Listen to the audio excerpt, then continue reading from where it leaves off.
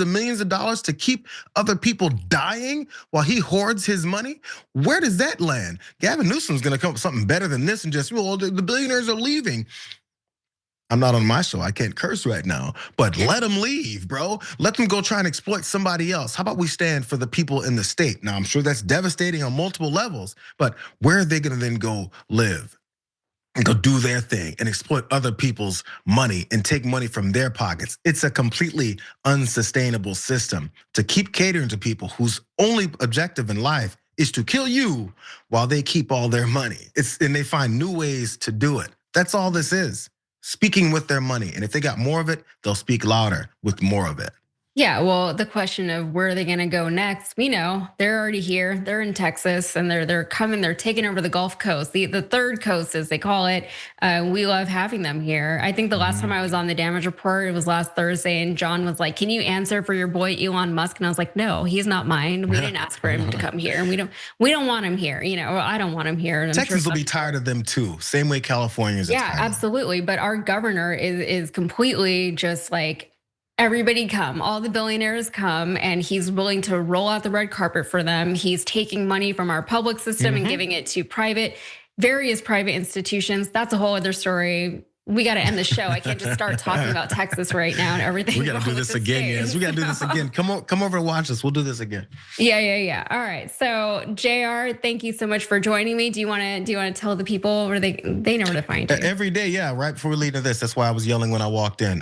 So yeah, I do this every day at noon. The watch party, watch this. We do the live stream. The videos go up later. You guys should come hang and check it out. It's good times, even though it's depressing topics. It's good times, but also depressing times. So on that note, we're gonna wrap this show and this aftermath. Thank you so much for joining. John should be back tomorrow, so tune in for that. See you later.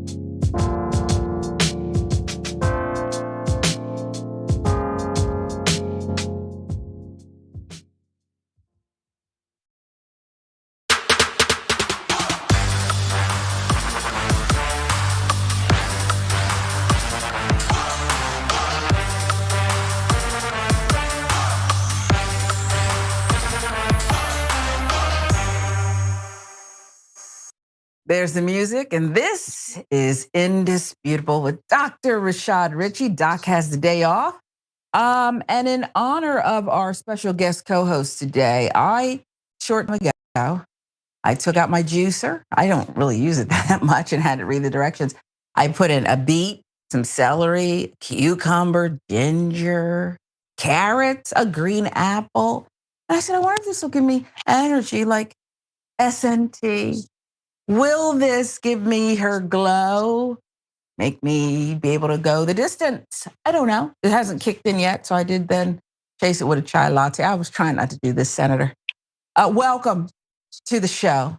I just love it when you're on, and I love you. I love you. I love being on too. So since we showing stuff, see, I got some Oh, coffee. I mean, it look at has that. almond and coconut milk in it. Oh, look at that. Should we try to but cheers? Let me see. yes, cheers. There you go. We're going to need to keep our spirits up and our mental health strong for this first one, Senator. I'm going to launch into it. Looking forward to what you have to say about it, but I'm not looking forward to having to recount this. But again, folks, this show is your show of record. It's a mirror, and this is where we're going to start. Florida. Cops exposed for fatally shooting a Black man in the back. Florida police said they were forced to kill a Black man. That was a lie. The first. A neighbor's footage quickly disproved the story. Video was obtained by the White House Law Group, Black-owned law firm in Miami, operated by attorney Arian Stirrup White, who was retained by the man's family. I do have to warn you, you're not going to like what you see next.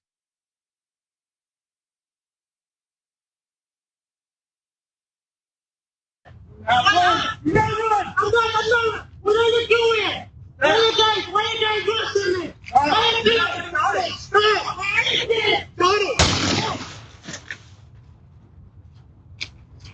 Don't move! Do not move! Do not reach! Do not reach! Do not reach! Imagine how many times that's happened before Ring cameras were around or cell phones. South Florida cops claim they were forced to fire at a 32-year-old Black man. His name Donald Taylor. Happened in August. They said they were forced because he was armed and would not follow command. However, this newly surfaced video contradicts the claims, showing the Black man walking away from cops, hands raised to his side, showing no gun in his hand, when a Hollywood police officer fired a single shot as Taylor had his back turned to cops, killing him. It's an execution. That's what I saw. Law firm posted the following along with the video. Donald Taylor was murdered by the Hollywood Police Department on August 3rd, 2025. Our office was able to independently obtain video of the moments leading up to the shooting. And what is absolutely clear is that Donald Taylor posed no threat to the officers or the public at the time of the shooting. Our friends at Atlanta Black Star filling in harrowing details. Hollywood police told local media after the August shooting that Taylor had an active arrest warrant because he was the main suspect in a string of armed robberies throughout Hollywood and Miramar, two municipalities in Broward County, Florida. They said they were conducting a surveillance operation in Miramar, a neighborhood there, when they confronted Taylor. The suspect was armed and refused to listen to officers' verbal commands. At that point, an officer-involved shooting occurred. It didn't just occur.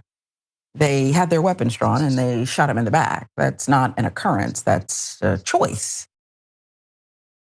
Police told local media at the time in a press release. Police also said they recovered a gun at the scene. Jesus, how many people were involved in this lie? But the newly surfaced video from a security camera in a home shows Taylor casually strolling through a residential neighborhood before he walks out of the frame. That is when the cops can be heard yelling at him, ordering him to the ground. Taylor then walks back into the frame with his arms extended to his side, walking away from the cops while looking back at them. He does not appear to be holding a gun. What are you guys doing to me? He says as he walks away. That was when a cop fires a single shot, causing Taylor to fall face down on the ground. Don't move, the cop yells as he approaches with his gun drawn. Second cop walks alongside him with a gun drawn. Days after the shooting, local media obtained cell phone video from a witness, but the actual shooting is out of frame. Hollywood police have not confirmed the existence of body cam video. I don't know if we can trust anything they have to say. I mean, it's simple investigation. If this is off of a home surveillance camera, how did you even investigate? I can tell you how I was as a journalist working in Miami. I bet you I would have got that footage. Because sometimes, as much as my photographers would say, oh, Sharon, can't we just take a lunch? I like to eat, but I like to door knock too. I just kept knocking on doors. And wouldn't you know it, it's how you just break stories. It's just some good old boots on the ground. Did the cops do that?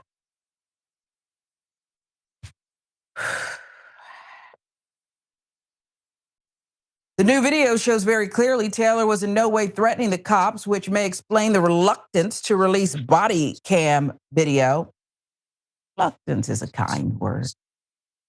His attorneys say he was suffering from mental illness, not a crime.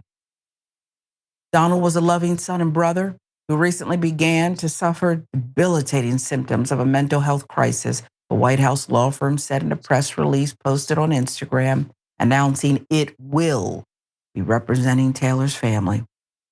Within days of the incident, the Hollywood Police Department began to release misleading statements, otherwise known as lies, about the murder, suggesting that the officer fired his weapon because Donald was armed. Local media, stop being lazy. This is why I had so many arguments. Why did local media? I argued with everyone because you're being lazy. You can't just take everything the police tell you as fact. Sometimes they're telling you the truth. Why would you not do what you do in every other story? Trust but verify. One there, Republican president used to be an actor who said something like that. Local media has repeated the claims that police were forced to fire, but the video shows that claim is a stretch since he was not threatening the cops. The media has already begun to deflect from the callousness of his murder by focusing on allegations of crimes he was accused of leading up to his murder. The press release from the White House law firm states that is an old play. It's just not even original. Okay, I remember in Ferguson, Michael Brown and strong arm robbery and something about some cigarettes, something. So you just had to kill him, right? Pathetic, ridiculous. I believe words matter, Senator Nina Turner. And I don't want to hear things like mistakes or misleading. What I'm looking at in black and white are lies. Lies. And I almost don't care who fired the shot because lies would not be able to survive if your partner told the truth.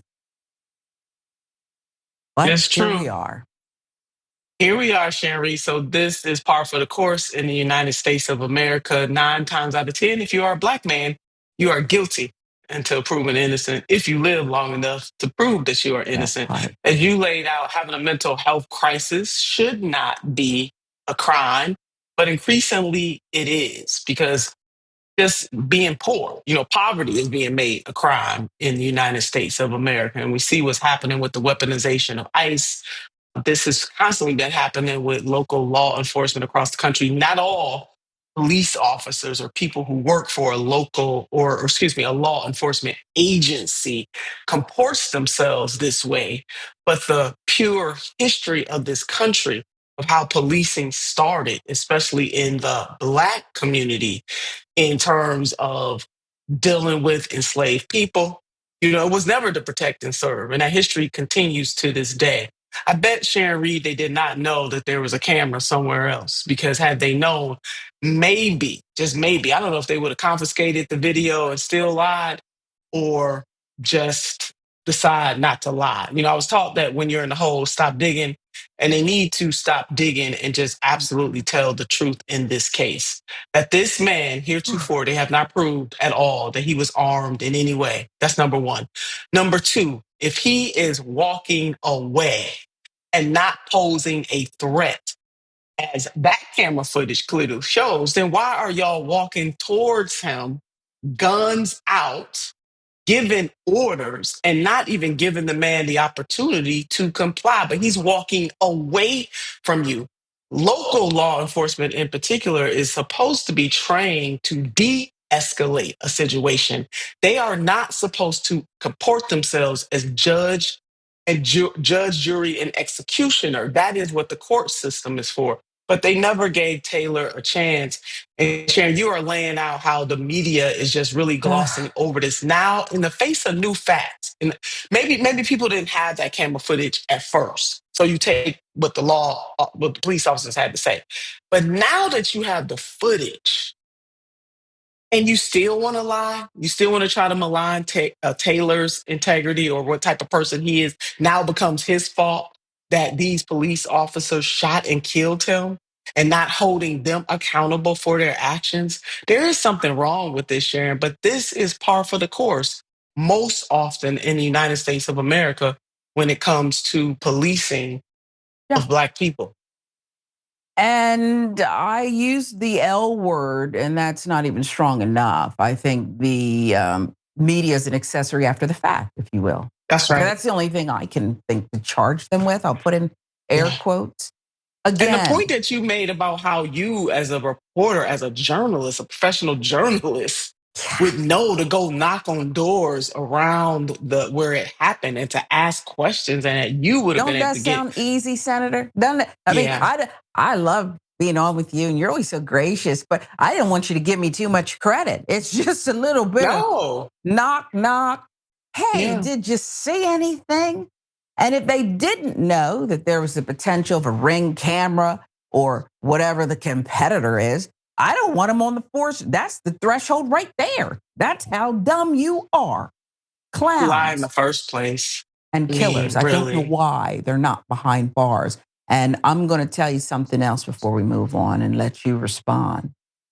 I hate whataboutism, but here I go with whataboutism. We have members of the media who are rightly talking about this situation in Minnesota and really going in about what we all saw it, just like the commercial. We see it too. Stop pretending this is domestic terrorism, Kristi Noem. This is before our eyes too. Another Black man gunned down in the back. It's even clearer case here. But I don't. Yeah. The media is moving on to something about some armed robberies and BS. Make it stop the drama, please. I'll give you the last word. They're in on it. I mean, far too many of these media agencies, as you know, Sharon Reed, there used to be a time where multiple corporations owned a different media networks. Now this enormous power, which is mentioned in the Constitution, journalists, the fourth estate, if you will, but it's being consolidated in the hands of very few people. And unfortunately, those very few, by and large, are a part of the ruling class. And so they have a certain narrative that they want out there, or they want certain access to the White House, by way of example. And so, although they are supposed to be an independent arbiter of telling the American people the facts, so often now, with such power being consolidated in the hands of a few, they are accessories. Yeah. They are complicit. Well, you said it. I cannot make it make sense. I'll say this. I'll tell you, I always made a ton of money in media. You know that? I always had big, fat contracts. And my brother-in-law would say, I don't know why they pay you all this money. I don't know either. But I can't stay and collect a paycheck and tell lies. I'm just not built like that. It's not journalism anymore. Okay? You could go to Hollywood, do acting. That's fine if that's what you want to do. But it's not journalism, and I don't respect you. I don't respect you. I can't, I lose respect for you if you stay. I don't want to call her out, and I promise we're moving on. I don't know why Gayle King would want to stay at CBS. I don't know how she could. Yeah. And I'm not just pointing to her. There's so many others, the one black face that we could. I don't know why anyone would want to stay unless you're an actor. That's Go a ahead, Matt. strong observation, Sharon, because somebody like Gail, and again, it's her right to be there. People have to work or want to work. I'm not in Gail King's bank account, but I would imagine for the types of money that she has been able to make over her career, especially now she's at the pinnacle, that she could afford to take more risk in terms of walking away. Where other people, and that's just speculation, Sharon, because I don't know what her, her Sure. expenses are. So where others who make much, much less may not be able just to afford to walk away. And therein lies the rub here that people have to work or want to work. And asking people to sacrifice their livelihoods, that's a serious thing. I would think that Gayle King is in a different position, but I am laying out the caveat. I don't know. Just because she makes lots of money doesn't necessarily mean that it's all not already spent. But there comes a time that there has to be a point where your soul is crying out that this kind of stuff is unacceptable, which makes it even that much important that we have independent media like TYT. Amen. And so if you are watching us live or if you come upon this video a little later, please, please invest. Invest whatever you can into TYT so that you can continue to so that TYT can continue to produce independent media stories so that you get multiple sides and not just one side that is owned and controlled by the very few who far too often have been corrupted. And Sharon Reed and I are in no way saying that every single journalist or every single media personality that appears on these other networks are that they are corrupted. But the system itself, in the hands of very few, is indeed a corrupting force. Suppressing the truth. And it may sound like a commercial, but it wasn't. We believe it. Okay, an investment here is an investment in you, all of us, if you want the truth. Move on to this one. Another shooting. This time, a white cop shoots his black coworker 10 times during a police raid. Give you the background. Clarence Belton was the only black cop participating in a drug raid of a black man's house in North Carolina when he was shot more than 10 times by the Charlotte Mecklenburg police officer Heather Loveridge, white cop who confused him for the suspect. Shooting took place during the early hours, November 1, 2019. 4 officers of the FBI Safe Streets Task Force from the Gastonia Police Department, 2 officers from the Charlotte Police Department gathered to serve a search warrant on a house of a man suspected of trafficking methamphetamine. So they went with a purpose, and then somebody got shot. Let's show you the black man suspected of drug trafficking. His name, Larry McConeyhead. Court records state he'd served 15 years in prison for murder. One point, the cop spotted McConeyhead walking out of the house to place a garbage bag into a garbage can, but they ordered him to get out on the ground, but he ran back in the house. 4 Gastonia cops entered the open garage, including one with a battering ram to bust the door to the house open. Once the door was busted open, they spotted a woman inside pointing a gun at them, leading Belton to fire several shots toward her while yelling, "Gun, gun." Belton simultaneously began a retreat, but was accidentally struck on the arm by a fellow officer. Task Force Officer Joshua Hendrick, who was standing behind him trying to shoot the woman, but struck his colleague in the arm instead. What on earth is going on with the training around here in North Carolina? My God. Let me get back and find my place in this Barney Fife story. Belton dropped his gun, fell to the ground, tried to crawl out the garage door for safety, and that's when Loveridge fired her gun more than 10 times at him. believing him to be McConaughey, she claimed. They're both black men. Me look vastly different, but okay. Someone yelled, "He's a cop." Officer Loveridge immediately stopped firing, then got on a radio, called 1033, officer down, we need medic now. Attempted to provide aid to TFO Belton while waiting for the arrival of the medics, the judges described. You wouldn't be able to touch me, wounded or not. You ain't got to do, you've done enough to me. The sight of you is enough already. TFO Belton suffered wounds to both arms that required several surgeries, and his injuries, which are permanent, prevent him from continuing to serve as a law enforcement officer, court also stated. The Charlotte District Attorney's Office declined to file criminal charges against Loveridge, but she was terminated from the police department in late 2020. Belton, who's no longer a cop, is now working as a real estate agent. That could be dangerous for a black man, too. Showing up at a house. Somebody might be not minding their business, think you robbed the place. Belton, who worked for the Gastonia Police Department and was part of the FBI task force, survived the 2019 shooting, filed a lawsuit against the cop who shot him, Officer Heather Loveridge. Loveridge has been trying to get the lawsuit dismissed, though, on the basis she's protected from liability through qualified immunity, which does protect cops from lawsuits unless it can be proven the cop violated a clearly established right. Lower District Court denied her qualified immunity, so she appealed it. Appellate Court last year vacated the lower court's decision, ordering the court to conduct a more thorough review as to whether Loveridge deserves qualified immunity. Let's go to the U.S. Court of Appeals, 4th District. Also ordered the release of video from the incident, which the lower court had denied. October.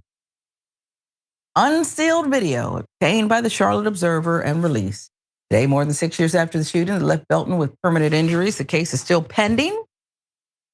Lower court follows the directions of the appellate court to make its determination. The decision as to whether she receives qualified immunity could be made any day now. So it's a toss-up. It's a crapshoot, if you will, what they'll decide. We don't know, Senator, and we'll find out, like we said, any day now. But there are some things we do know. This was bona fide buffoonery. I'm just telling you what they said. Standing behind, first they got him in the arm. The cop standing behind him. Is that protocol to shoot through him? And then as he's crawling outside, I don't know how that's a threat, and he's crawling, old girl Loveridge shoots 10 times. Doesn't know who she's shooting at, apparently. Where's the lie? When does qualified immunity end? And why is there so much buffoonery leading to almost, in this case, a black man's death? Yeah, Sharon, I wrote down policing while black. Oh my God, another one. I mean, really, because even with the badge and the gun, you are still not immune to they all look alike or they are all suspects until proven otherwise. And this is really what that black officer endured. Number one, that him and the real suspect looks alike because they're black. And that if you are black, especially a black man, then you are a suspect until proven otherwise, even if you have badge, gun. Yeah. I mean, that pretty much sums it up.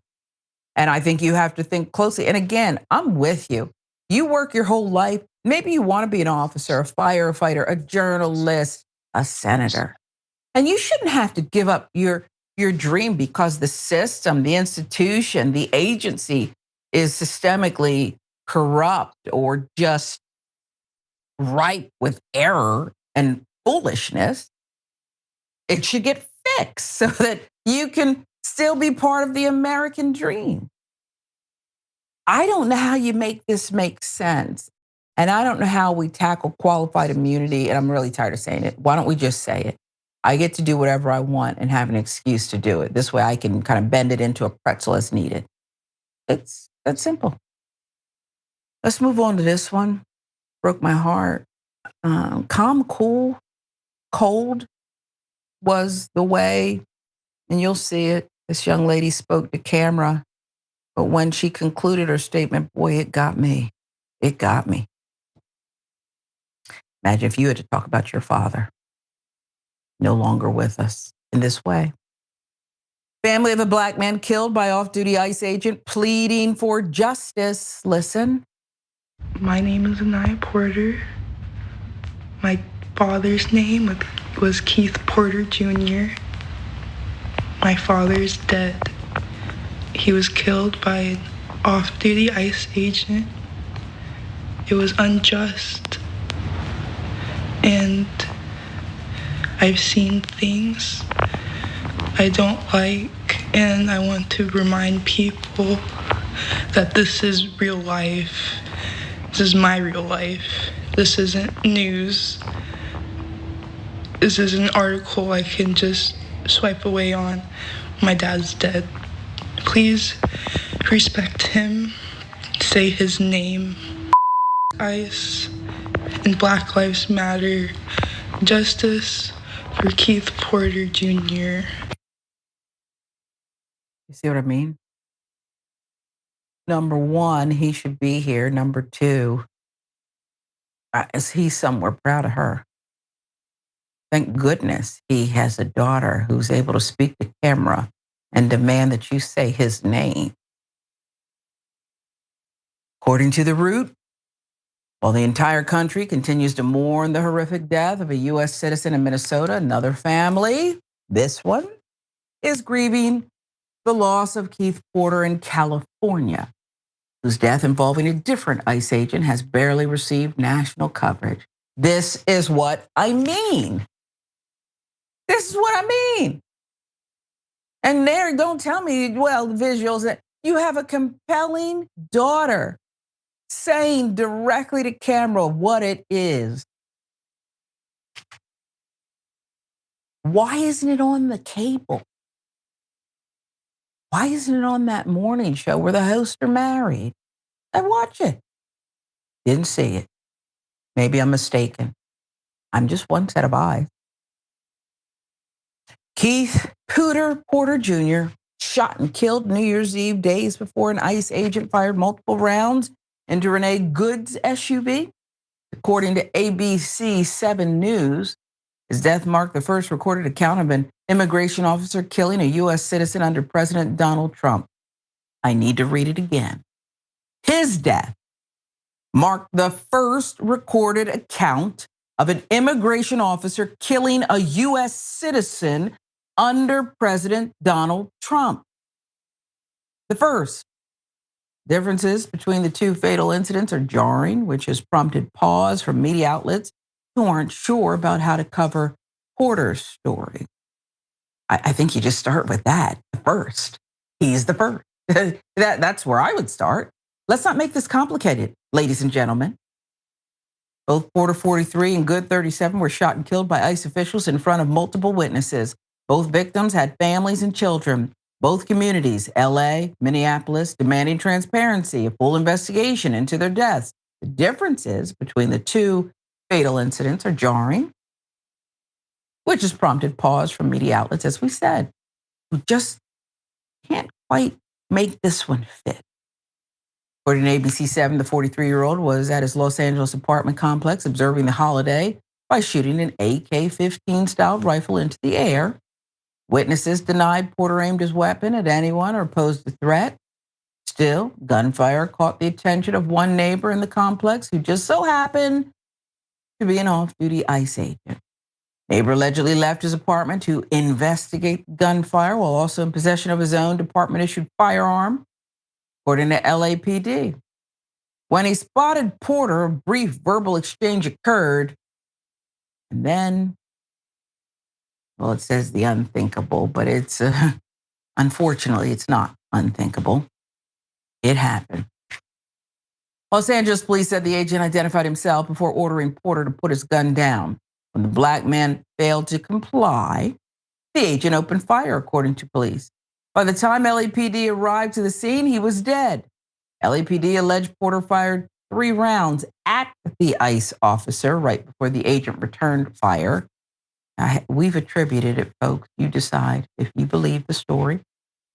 It's not clear if the officer was injured as a result of Porter's weapon. Full investigation now underway. Civil rights activists, Black Lives Matter leaders demanding accountability and justice after Porter's death. Melina Abdullah, co-founder of Black Lives Matter LA, which Porter was a member of, said of the shooting, you don't just get to murder people because you don't like what they're doing or how they are doing or how they're celebrating. ICE officials claim the 43-year-old was an active shooter, but this is a label rejected by Project Islamic Hope and other civil rights groups. ICE similarly labeled the Minneapolis victim as a domestic terrorist who was trying to run over agent Jonathan Ross. As ICE presence continues to fuel widespread tension across the country, both cases are more blows to the eroding trust between agents and the American people. Over 53% of Americans disapprove of ICE's handling of the ongoing immigration crisis, according to a YouGov poll. GoFundMe has been started to help support Keith's daughter. You can find the link to it in this segment's description. As we went on the air, an impressive nearly $230,000 raised. He'd rather be here, though, and his daughter would rather have her father. And some of this, it could absolutely be what LAPD says, but some of it doesn't make sense. I haven't heard about a background that makes him, and you can be reformed, but I haven't heard about a background that makes him a vicious killer who, when confronted by someone who identifies himself as law enforcement, decides to take an AK and shoot at them. Now he misses, and that's why he's dead. That seems a little strange to me. While it's not prudent and probably not the best idea to shoot an AK in the air, happens in big cities on New Year's Eve, not making excuses, but what were you really investigating? Go see about the gunfire. But let's stop the nonsense here too. What say you, Senator, about the details, the circumstances here, and the comparison, and why let me just toss it up like we're a little softball. Why we're not hearing more about this one, but we're hearing a lot about the other case? Well, we know why, because it was a black man. That's this country, Black Lives. I mean, that's really what the Black Lives Matter was all a movement was about. Black Lives Matter too. TOO was really the point, that they're not the only lives that matter, but they matter too. And this country systemically has a problem with recognizing that. And I'm not talking about individuals who get it, but I'm talking about a total system in this country that was designed and operates socially, politically, and economically as if Black lives do not matter every single day. Black people don't have to be gunned down for us to know what our status is in the United States of America overall. That doesn't mean that some Black people haven't been able to achieve some things. That's not the point. And I keep pushing this is because we're talking about systems and not individual achievement. But I digress. Even if, so why didn't that off-duty ICE agent call 911? What's your emergency, sir? Police, fire, or EMS? Police. What is your emergency, sir? I hear a whole lot of gunfire in my neighborhood, and can you send a squad car or two? Not let me pick up my weapon, run out my house, and start policing the neighborhood, especially on New Year's Eve. Sharon, you laid it out. It is a tradition across the country in some cultures to just shoot up in the air. My grandfather, God rest his soul, my maternal grandfather used to do it all the time. World War II veteran used to do it all the time. Just shoot his rifle up into the air. Not saying it's right or legal or any of that, but that's traditionally what people have done. So to have Mr. Porter do the same on that day. 2, where is the full-fledged investigation? Because Sharon Reed, I find it highly suspect. I'm not saying it's impossible, but I find it highly suspect that he fired at this off-duty ICE agent. Now, if Mr. Porter did that, then he was wrong all day long, twice on Sunday. But we want an investigation to prove that to be true, because we can't trust anything that comes out of the mouths of these people most often, because they lie a lot. Because historically they've been able to get away with it. And it is just because of the advent of technology that Black people and others even have a fighting chance to fight against these folks, because now everybody got a camera for the most part on their phones. So where is the full-fledged investigation? Number 3, when it comes to what happened to Miss Good, tragic what happened to Mr. Porter. God bless his daughter for lifting up his name. We will say his name, Keith Porter. We will say his name. That she is asking for the public to both donate to her family, but also to recognize that her father was the first in this country to be gunned down by ICE. That is not too much to ask. But the bottom line is that the circumstances were different, number one. And then number 2, Miss Good is a white woman, Mr. Porter is a Black man, and this country has shown an immense indifference to Black suffering and Black lives. And this is just par for the course. Yeah. I think you stated it beautifully. And I'll add that according to law enforcement and even the most mild and well-intentioned, I'll say, journalists, Ms. Good, in their view, was doing something wrong. She blocked traffic. She was not complying. She was honking her horn as if that is a death sentence, or should be not. And sure, an AK, that matters. Okay. Mr. Porter firing it in the air. But again, who are you to rush out of your apartment off duty to investigate, and then all of a sudden somebody shot dead? I didn't hear anything about rendering aid. All I heard was the same old story, that suddenly a Black man midlife snaps, is not shot at police that I've heard of before, but is suddenly taking an AK and shooting up his neighbor who happens to be an off-duty ICE. Yeah, I'll give you the last word. Make it make sense if you can. I have a quick question. You made me think of a quick question. I am curious to know how long this ICE agent, because they're agents, they're not officers. They're not trained in the same way. We can say what we want to say. We have our complaints and legitimate critique of local law enforcement agencies. They are trained in a certain way, even if they don't deploy that training. Let us duke that out with them. But this whole nother level of ICE agents coming in, Americans are now enemy occupied territory, as ICE agents are being deployed as weapons against the American people all across this country. But I want to put that in the parking lot. Sharon, your remarks made me think of this question. I want to know how long this person has been an ICE agent. That's number 1. Number 2, how much training did he get? Number 2. And number 3, if he was not an ICE agent in 2024 or 2023 or 2022, when New Year's Eve came around on all those dates, did he live in communities where there was an extraordinary amount of gunfire? And if he was not an ICE agent, then how did he comport himself in those moments, in those years? And if he was, did every single one of those years that he's been an ICE agent on New Year's Eve, did he grab his weapon and go gallivanting through the neighborhood to find out where the shots are coming from? I'm curious. I want to know if you have a law degree, because that was a hell of a, would it be an opening statement or closing argument or both? Maybe you'd use both. That was incredible. You're absolutely right. And miss me, media. I'm going to stay on your ass. Stay on them. Quite know how to cover this. What the heck? Stop. You know just how to cover it. You didn't want to, because he wasn't attractive to you. But his daughter said, "Not today. You gonna cover my daddy." And so here we are in Indisputable with Dr. Rashad Richey, and we're going to keep following it. Senator Nina Turner, SNT, is our special guest co-host today. I'm Sharon Reed, in for Doc. Much more to come, including your comment.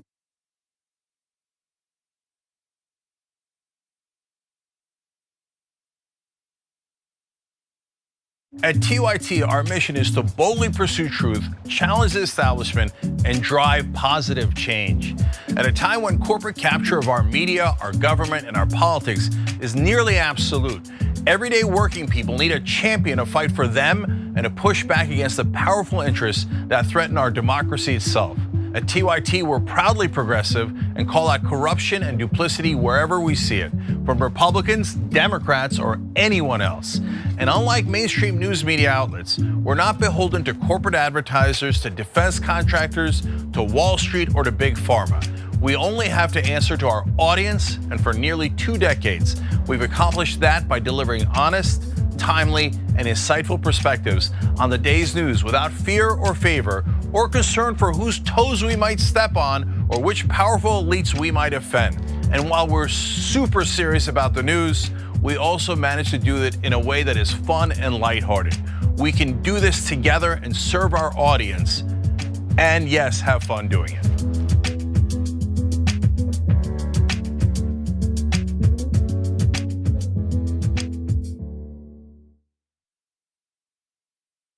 You are the media revolution. You are much needed. TYT, TYT.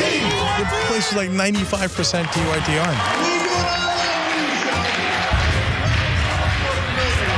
You guys, the Young Turks, which is my favorite channel, we're getting that message out. Tank and the Young Turks do an extraordinarily good job. No matter what mainstream media says, you have to listen to the Young Turks. The people who support us on the internet, that's what gives us strength. That's what allows anyone who was in there who was undecided to think one side seems to be winning, they seem to have a bigger army. There might be a reason for that. So thank you guys.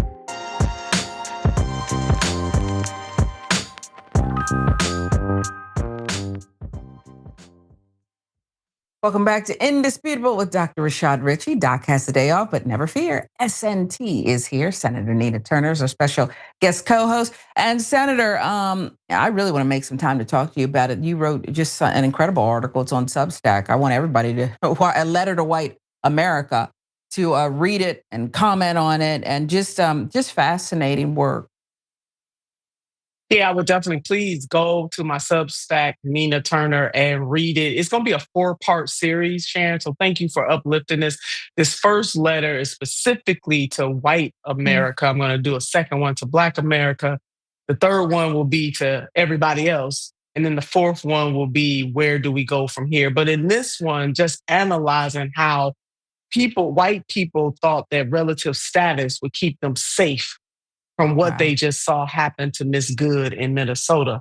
And working class white people are slowly but surely finding out that relative status does not protect you when you are being led by authoritarian type government. They're seeing this play out in real time.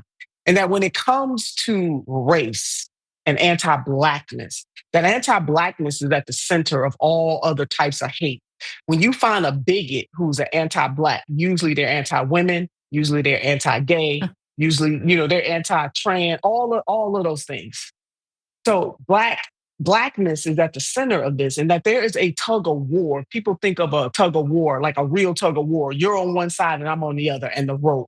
There's been Black liberation on one side and white ruling class on the other.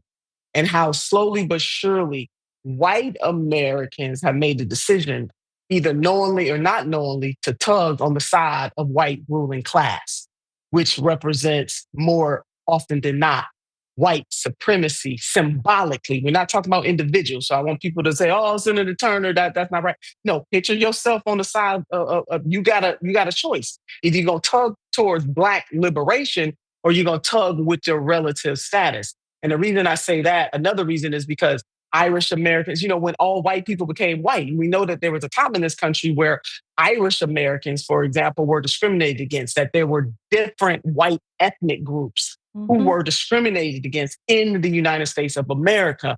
But then that their relative status of whiteness gave them the opportunity to really tug on the other side, which is against Black liberation and thinking that their white skin could protect them. And by and large, sometimes it does. But we're finding out more and more in the 21st century, because none of this stuff is new. None of this is new. White people got killed all the time for fighting for justice and fighting for justice, and called traitors to their race, et cetera, et cetera. So people in this country, not that long ago, they're going to have to make a decision. And, gotta make a decision. You mentioned those who came, and Polish, Italian. And they're leaving us. But those people are still walking among us and can tell the stories, but you forget. So I look forward to it. Real quick, we'll give you some of your comments. Twitch, Nina and Sharon, LV18, WHT girl. We're here more than 10 times. Sounds intentional. Talking about the fellow officer shooting. And TYT member, real quick, Disruptor, Puss. Sounds like they knew who he was and could have picked him up at any time, some kind of non-fatal way. And then there's the expletive. We'll get to more of your comments. I just wanted you to hear what Senator was writing about, a 4-part series. I just admire you so much. And who knows, if one particular segment of the white population, the first letters to the white people she wrote, would pick it up and read it, I think it could help. It's not gonna wipe out the people who are all over the place, minding their neighbor's business, confronting us everywhere. But if just one of you would just read the damn article and Substack, Senator Nina Turner's article, maybe you'll stop doing this. I wish it, Karen would. You want to call the police on them for having a barbecue on a Sunday. I feel free! Back off! I'm going to tell them there's an African-American man threatening my life.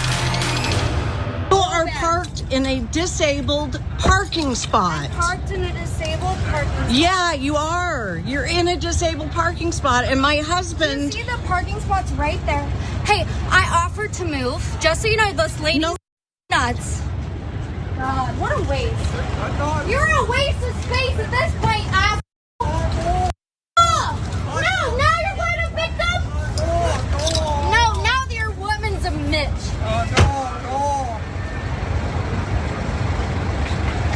Totally unable to leave this place because she's parked where the driveway is. So Steve can't get off the sidewalk. These people are harassing me for being parked in stripes. They're like, this is handicapped. It's not. I live here, so I'm getting my dog.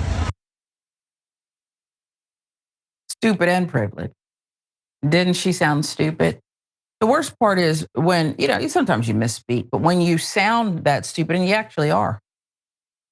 Karen calls disabled man a, quote, waste of space during a parking dispute. I live here. He can't get off the curb, Karen. He can't get off the curb. Spokane, Washington.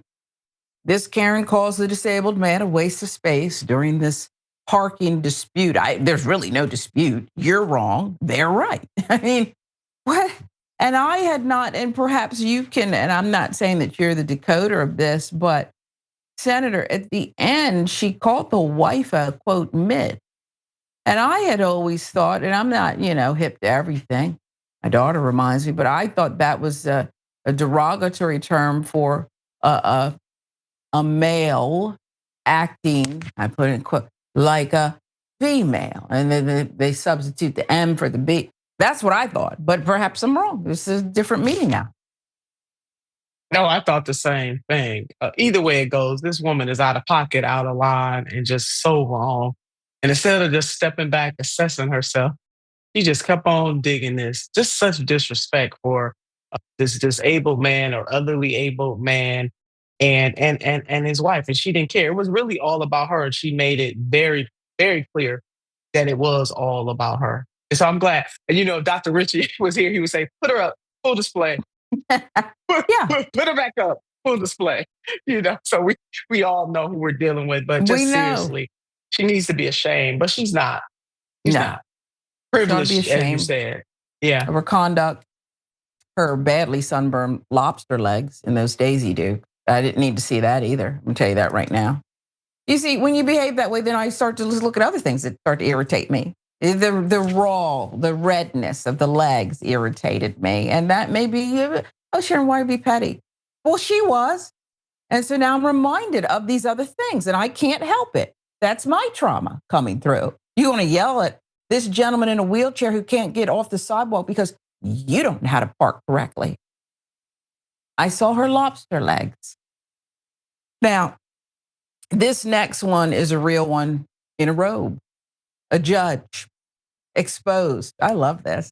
You got played. Okay, you weaponized it. You used your words, and somebody said, gotcha.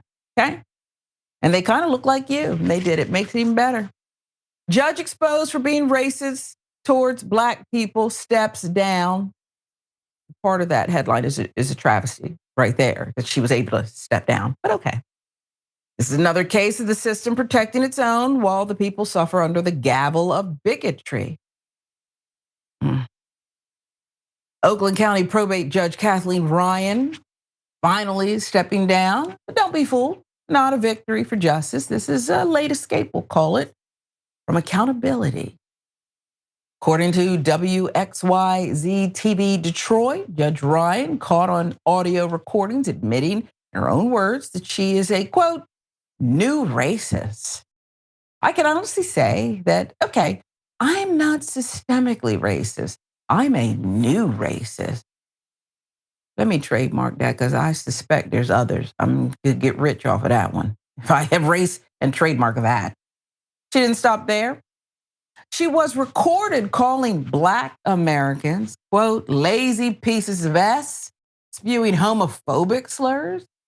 From England, if you're a Black from any other country, you're doing way better. If you're an American Black person, then you're a effing lazy piece of S.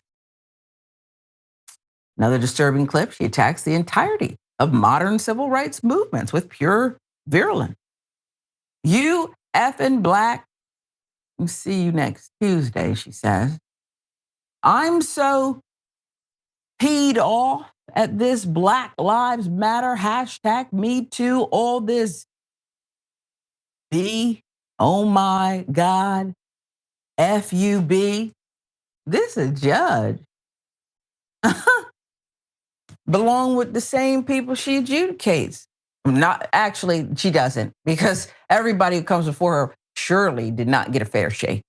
Okay.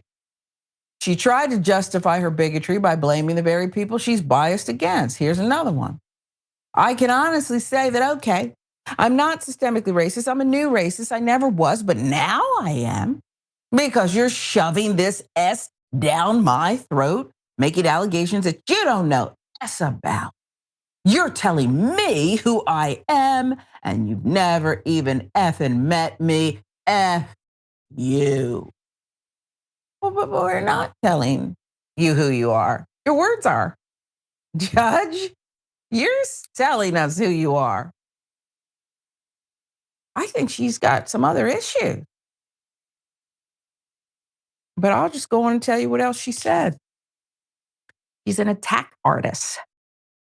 The very concept of equality in her crosshairs next. She relies on tired racist tropes to dismiss systemic oppression. Quote, with this whole Black Lives Matter stuff, like everyone's all entitled in S. Let's assume they did get screwed just because of the nature of your color and the way America is, systemic racism and all that S. Fine. But don't they have an obligation to step up to the plate too? I mean, think about it. All they have to do is look at their history, like the whole baby mamas and the dads taking off. It's like, you guys have an obligation too. You want us to treat you equally, you got to effing step up and do the same job. You don't get to be lazy A's. Well, Judge, who raised you? Did your daddy raise you? Talk like this? Your mama raised you? Is that fair for me to talk about your mama and your daddy, your mammy and your pappy? I don't know. Just came to my mind. Perhaps the most revealing part of this entire disgrace, she boasted about being untouchable. And she was caught on tape saying this. Now, this is a delicious phrase. We'll call this dessert. I'm going to call it dessert. I hate to say it. Knock on wood. I really kind of am untouchable. They can't touch me. MC Hammer. She could go to MC Hammer in this one. They can't touch my salary. They can't touch my job. All they can do is have somebody run against me. Good luck, Ryan is heard saying in one recording. And for 15 months, she was right. She was right. They removed her from the docket, but she was still a judge. They did it in September 2024, but the system kept the checks rolling, tax dollars. She sat on paid leave for over a year while the Michigan Judicial Tenure Commission, the very body charged with maintaining public confidence in the court, said, not going to do anything. They refused to take disciplinary measures. It was only after a very brave man right there. Look, it could be, looks like could be her brother. Not. But this is part of what makes it extra delicious. He said, nope, not today. The court administrator, Edward Hutton, went public with years of recordings that she voluntarily decided to retire. Hutton, who is an attorney, alleged that for years Judge Ryan was blowing up his phone during and after work hours, turning regular calls into hours-long sessions where she spewed this inappropriate garbage. But why did he finally decide, I'm going to record? Well, I'll let him tell you. He says, I just felt like it wasn't going to change, said Hutton. Nothing's manipulated. Conversations that I was part of. Something that I anticipate at some point I'll probably have to testify to under oath, and I'm absolutely willing to testify to the authenticity of every single one of them, meaning the recording. Well, I love this guy. I would love to buy him a meal, a beer, whatever he wants, caviar. I'd splurge on that. He's done a great service. The disgusting part is while he stepped up and didn't just turn in a whistleblower or anonymous complaint, you see his face is there. He gave years of recordings to the local media. And then he sat for an interview with his face on it. He still works there and has to walk back into that courthouse. And by the way, it's probably not the friendliest place because I can tell you, Senator, one of the fellow judges of this woman said his frustration was, well, I mean, now we're down a judge, paraphrasing, and I'm just frustrated that there's this just vacancy. No one said, get the hell out of here. I'm a judge. You're making us all look bad. People can't expect to get fairness with you. He said she was a, quote, good judge. That's what the fellow judge said. How can you be a good judge? Am I wrong to talk about and ask the question about her mother and father and who raised her? She's talking about everybody else's mommy and daddy. No, you're not wrong at all. And this is very sad and very unacceptable because we're now not talking about an average citizen. We're talking about somebody with power, the power of freedom, whether to take your freedom or allow you to keep your freedom. There's a such thing as judicial temperament. And it is very clear that this judge lacks judicial temperament, as well as, through the evaluation of her own words, is an anti-Black bigot, full on. And thank God for Edward Hutton for stepping up, for having the mind to start to record this judge, and then to have, as you said, showing his full face and showing the world, telling the world what this judge has been doing in terms of abusing her power. If there is any litigant, anybody who has gone before this judge who's Black, I would certainly seek out a legal, an attorney. And maybe all those cases might have to be thrown out, Sharon, because we don't know whether or not the judge was meting out the law fairly or being unfair because the people or person standing before her were Black. We will never know. So go back to all her cases. And then what is a new racist? I agree with you, Sharon. You better go. I mean, you should. You should go ahead and go and get that copyright. Trademark that. I want to know. Inquiring minds want to know what a new racist is. And then the trope that white people who think like her always use against Black people, they're lazy. When did this laziness start? Was it after slavery? Because, Sharon, our ancestors were forced to toil in this country under the most inhumane conditions for generations. And then once slavery was abolished, and it's an asterisk in the 13th Amendment for the prison system, but slavery abolished, now all of a sudden Black people are lazy. Let me tell you something. If we didn't work for 11 lifetimes, you could never, ever, ever call a Black American lazy. All for resilient people. Jeez, still standing, the nerve. Still here. We're still here after all of that. Must be doing something right in the face of all kinds of. And look, here's the thing. People can do some pretty lousy things on, let's call it, the worst day of their life. That's not what we're talking about here. And I don't know if I would accept that excuse, but that's not what we're talking about here. I haven't heard an apology. Years of this abuse. Absolutely, you did not get a fair shake standing before this woman. She is just a tragic figure.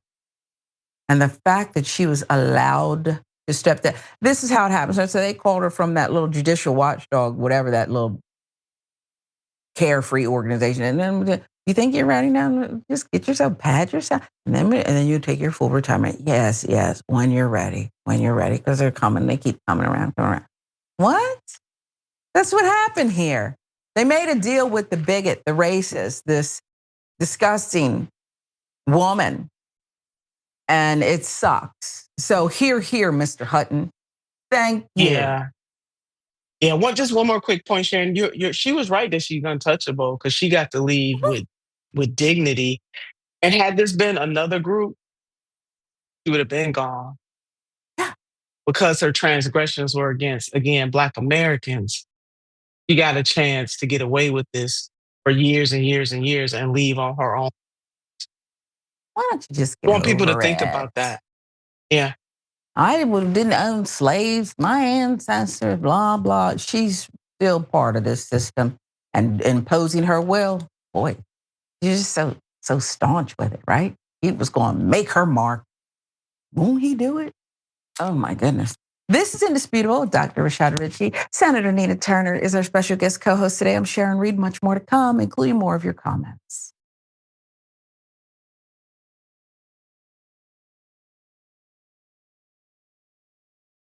At TYT, our mission is to boldly pursue truth, challenge the establishment, and drive positive change. At a time when corporate capture of our media, our government, and our politics is nearly absolute, everyday working people need a champion to fight for them and to push back against the powerful interests that threaten our democracy itself. At TYT, we're proudly progressive and call out corruption and duplicity wherever we see it, from Republicans, Democrats, or anyone else. And unlike mainstream news media outlets, we're not beholden to corporate advertisers, to defense contractors, to Wall Street, or to Big Pharma. We only have to answer to our audience, and for nearly 2 decades, we've accomplished that by delivering honest, timely, and insightful perspectives on the day's news without fear or favor or concern for whose toes we might step on or which powerful elites we might offend.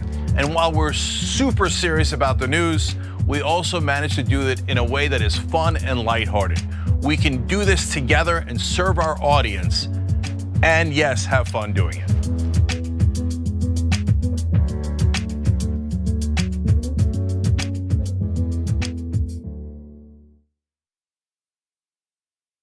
You are the media revolution. You are much needed. TYT! TYT! The place is like 95% TYT on.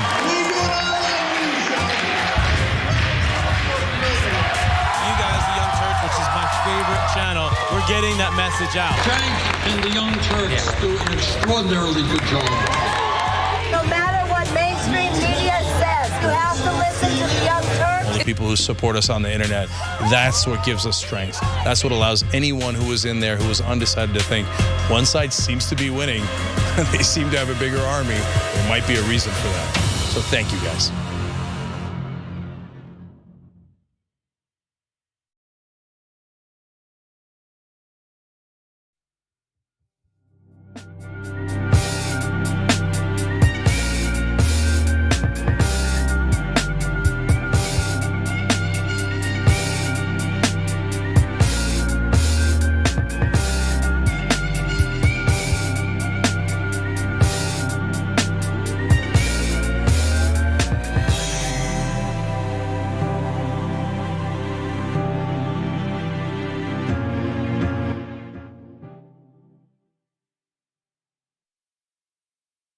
Welcome back to Indisputable with Dr. Rashad Ritchie. I'm Sharon Reed alongside Senator Nina Turner, our special guest co-host today. Very lucky. He says he's America first, but he keeps on threatening people. He just keeps threatening. Trump says the U.S. will take Greenland one way or the other. Did you hear the threat? Sunday, President said the U.S. will take Greenland one way or the other. Listen. We don't take Greenland. Russia or China will take Greenland. And I am not going to let that happen. Is there any deal they can offer you? Either like yeah, sure. I'd love to make a deal with them. It's easier. But one way or the other, we're going to have Greenland. Are you okay if that compromises NATO? If NATO effectively ceases to exist? I'm doing a great job. I'm the one that saved NATO. I'm the one that got him to pay 5% of GDP. Chief Bully right there. And his chief supporter, Carolyn Levitt, behind him over his shoulder making faces.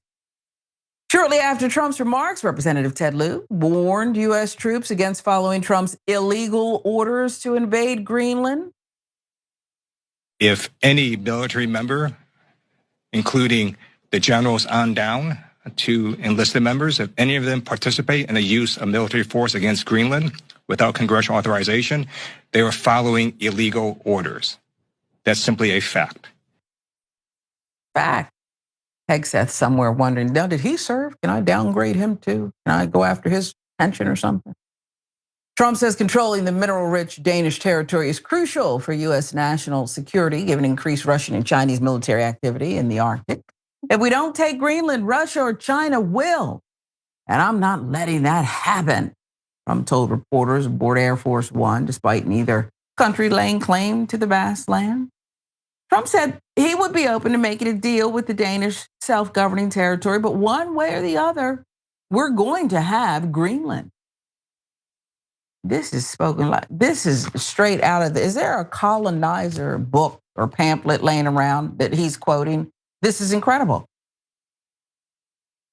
Denmark and other European allies have voiced shock at Trump's threats over the island, which plays a strategic role between North America and the Arctic, and where the United States has had a military base since World War II. They're open to letting us stay and whatever you need. You can't be hospitable to some people. Greenland's history with Denmark, let's get into that. A Danish colony until 1953, Greenland gained home rule 26 years later and is contemplating eventually loosening its ties with Denmark. Vast majority of its population and political parties have said they do not want to be under U.S. control and insist Greenlanders must decide their own future, a viewpoint continuously challenged by Trump. Greenland should make the deal because Greenland does not want to see Russia or China take over, Trump warned as he mocked its defenses. You know what their defense is? 2 dog sleds, he said, while Russia and China have destroyers and submarines all over the place. Let's talk about Denmark's prime minister. Mette Frederiksen warned last week any U.S. move to take Greenland by force would destroy 80 years of transatlantic security links. Ma'am, I'm not sure he cares. He does not study history. So I don't even think he could care less about what you just said, but I concede the point. Trump waved off the comment saying if it affects NATO, it affects NATO. But you know, Greenland need us much more than we need them. We are being led by an authoritarian buffoon who has not studied his history, but he sure is acting like he's got it down pat. Let me just keep going with this colonization and taking by force. We'll do whatever we want. Privilege. What say you, Senator? I mean, the president is just acting in the original capacity by which this country was founded, the taking of the land from the indigenous people. So this is just the 21st century version of that. Greenland, sovereign nation, Denmark, you know, they've already been very clear. And then to offer them $100,000, I think he's offering for reparations for the people of Greenland to take this deal when Black Americans have yet to get our reparations in the United States of America. I mean, this is wildly inappropriate in every single way. The irony of this. But this is wild, Sharon. This is just the beginning. And so the United States Congress, I'm glad to see Senator Ted Lieu say something. They need to step in and stop abdicating their power to be their position of being a co-equal branch of government to this executive who's out of control right now. He's out of control. And I was thinking as I watched him make these dumb comments with Carolyn Levitt behind him, you know, just, you know, I don't even think she knows she's doing it. Man, it's exaggeration. But I just couldn't say, what a distraction. All of this is a distraction. But it's also, to me, bleeding into is it the 25th Amendment where you're not fit and we got to act? So when you talk about Congress not doing what they're supposed to do, I don't know what you're waiting for. Had Obama done this?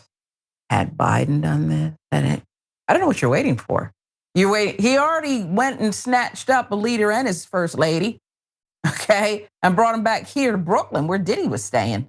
So I don't know what you're shocked for, what anybody's waiting on now. Do your job. I'll give you the last word. No, I'm just going to say amen to everything you just said, Sharon. Outrageous. He's just unwell. Maybe it's too much sodium. When I have too much sodium, I do find that I'm just not thinking straight, but I never did this to camera, what he's talking about Greenland. All right, let's move on. And we're going to go out to LA. Unfortunate incident here, more than that. U-Haul drives into a crowd at Los Angeles anti-Iranian regime protests.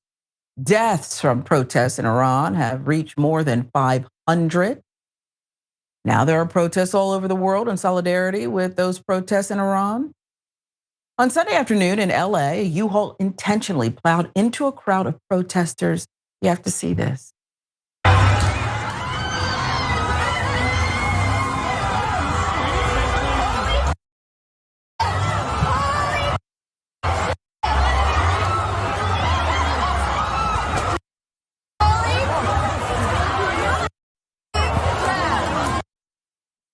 Difficult to watch, but important. So you see, this was not an accident.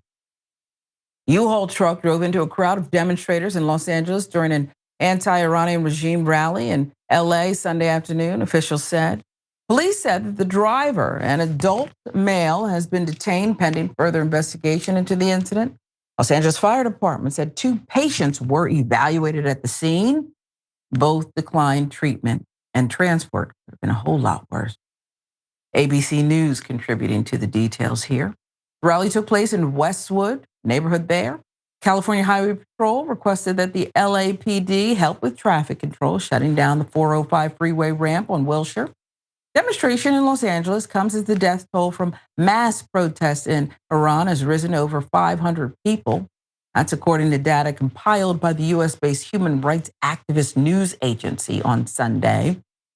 So that's what they have uncovered. Just imagine it's probably worse.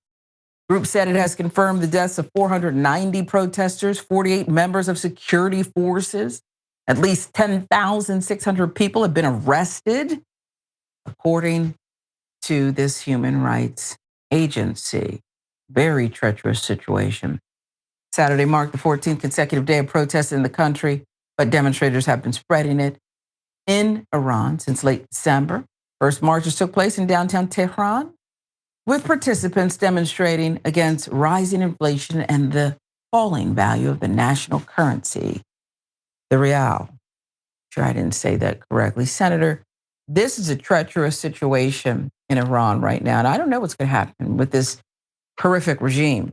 But the fact that Donald Trump is inserting himself purportedly for human rights reasons and saying, you better not harm these protesters. It's not working. They're not listening. You better not harm protesters.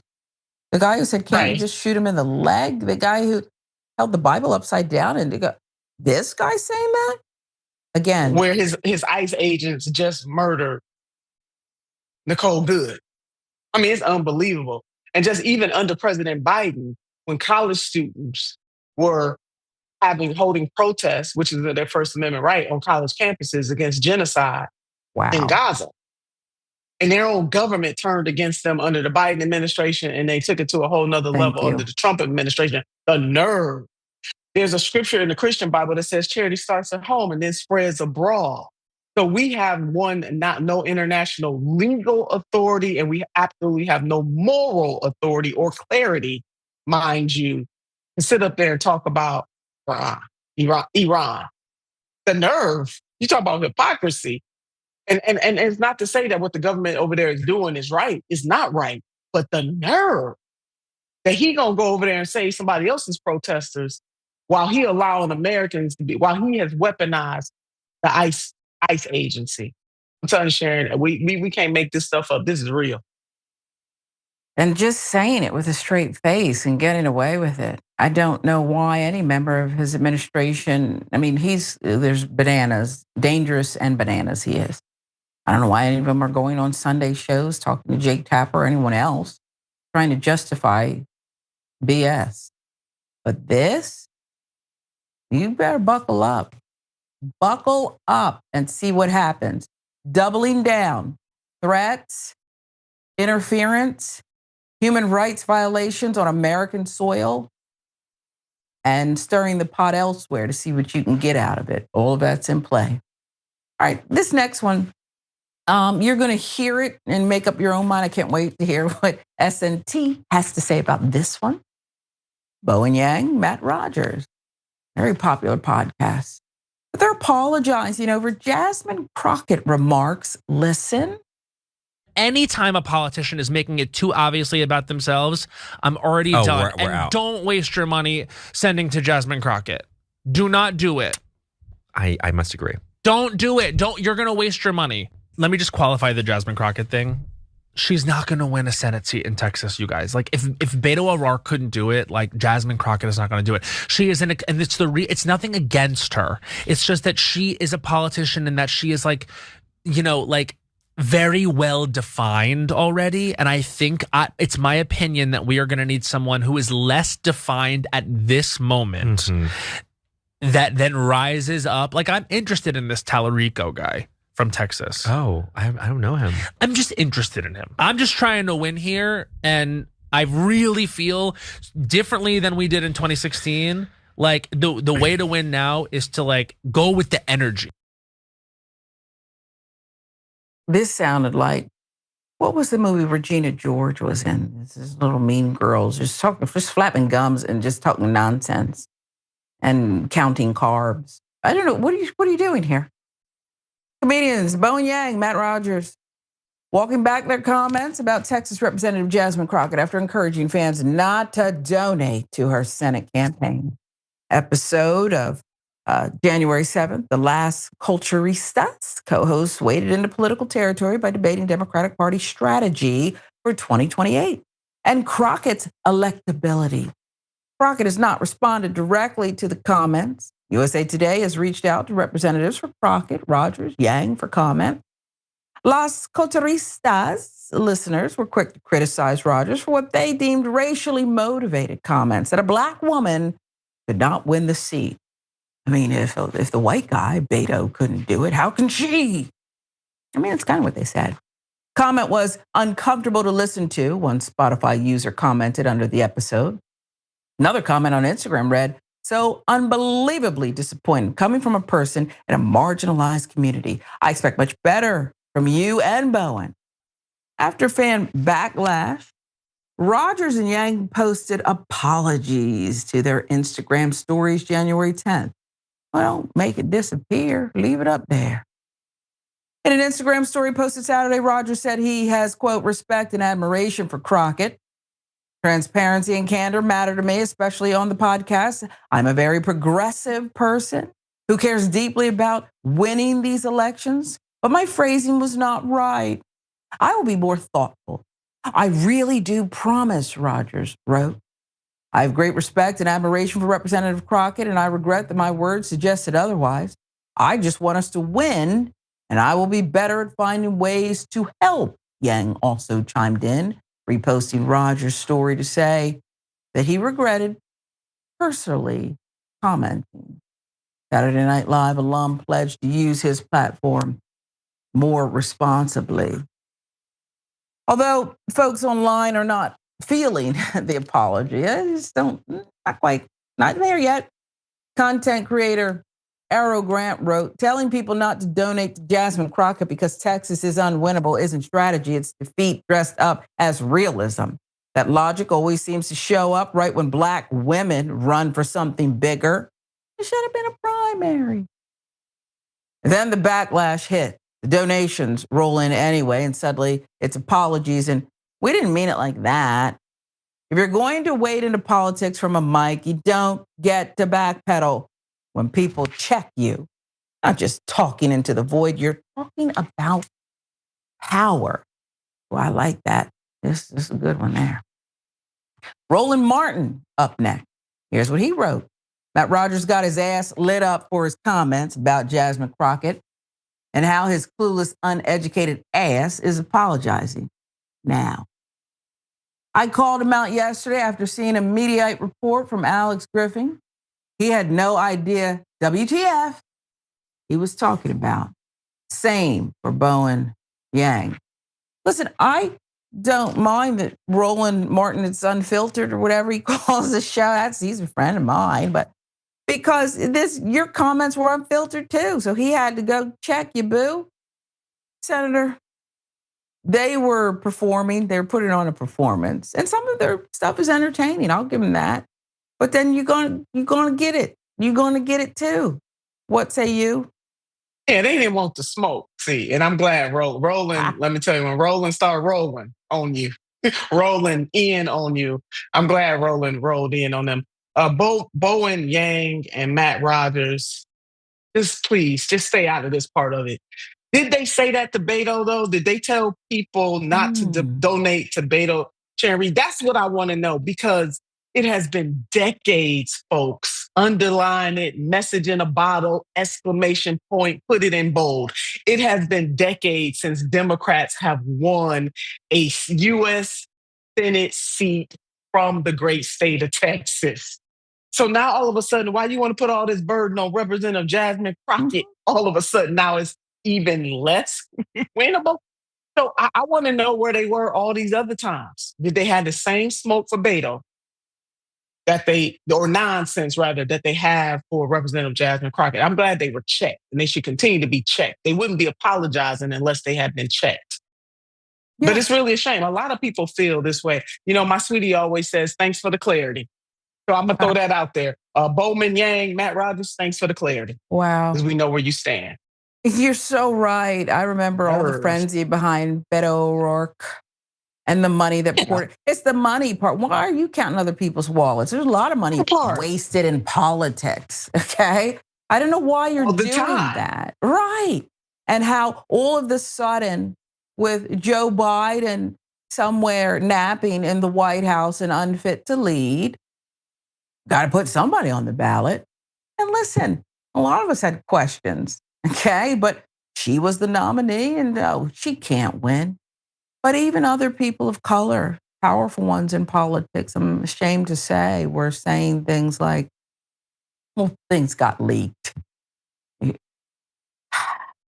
I say it, just say, listen, there's a reason that call from Barack and Michelle wasn't up first, okay? It was just a little bit later, like, oh, Michelle, Barack, thank you. It was, well, they didn't want that. Okay, read some of the books that came out. The hell are you doing, Nancy? Who's supporting her? What? Pump the brakes. Gavin's here with his perfect hair. Okay, I'm all over the place. I'm going to ask you to bring it home, Senator. Okay, because I don't even know if people know what I'm saying, but you do. No, you know how. No, you know I do. I do. I speak Sharon Reed. I do. People are going to have to use some critical thinking skills here all the way through, and not just accept these people for face value. The level of hypocrisy in politics has always been there. It has amped up even more over the last, let's say, 20 years. And we have more access to information via the World Wide Web, and we need to avail ourselves of that. And we also have to make sure that we understand that everything that is placed on social media may not be absolutely true. So check your sources. And even if people have large platforms and you may like them, that doesn't necessarily mean that you got to fall for their nonsense when, in fact, they're speaking nonsense. And Bowman Yang and Matt Rogers were definitely speaking nonsense if they didn't say these same comments when it came to Beto. Again, reminding our viewers, Sharon, that a Democrat has not won the U.S. Senate seat in decades. Thank you. And hell, who knows what'll happen? Georgia got purple. Raphael walked around with his, what was the little beagle, that little dog, and he had to smile all the time because he was a real racist. So he had to campaign the whole way smiling with a beagle. Not just racist, real anti-Black. I am going to be very much more pointed in that. This is not just any kind of bigotry. There's several types of bigotry. We talk about full-fledged anti-Black racism in full effect. You will take this beagle everywhere, and you have to smile, even saying difficult things, because you are a threat. This is what it is. So remember that Ice Cube. Remember that Ice Cube lyric, Sharon. I think Ice Cube said, "My skin is my sin. My skin is my sin. Yeah, my sin is my skin." It's true, Senator. Miss me with the apology, because I don't even believe you mean it. And I'd be better off if you didn't apologize after saying that, because you doubled 10 toes down is what you believed. So stay over there with that. Okay. Senator, remind people about the 4-part series you're writing. It's incredibly compelling stuff. Definitely. Please follow my Substack 4-part series. The first part came out yesterday about America, where we going. And this specific message was to white America. The next installment will be to Black America. The third installment will be to everybody else. And the last one will be, where do we go from here? Where I will list a whole host of recommendations and breadcrumbs, like a path that we can follow. A blueprint. If you're offering it up, you're a scholar, you're beautiful, you're personable. Oh, I got you, Sharon. You know how to reach us. And I just want you, I always want you in front of me, but I always push and say, I want you in the White House is what I just do. Okay. I think who knows what 2028 may hold. And you promise I'll do right by you, not some Carolyn Levitt nonsense. And you can tell me anything. Secretary. I just want to do it, and I'm gonna look them all in the eye. Bring it on. She's here. I'm a protector every step of the way. Okay, this is indisputable. I love you too. Thanks, Doc, for putting us together again, and we hope we'll see you next time.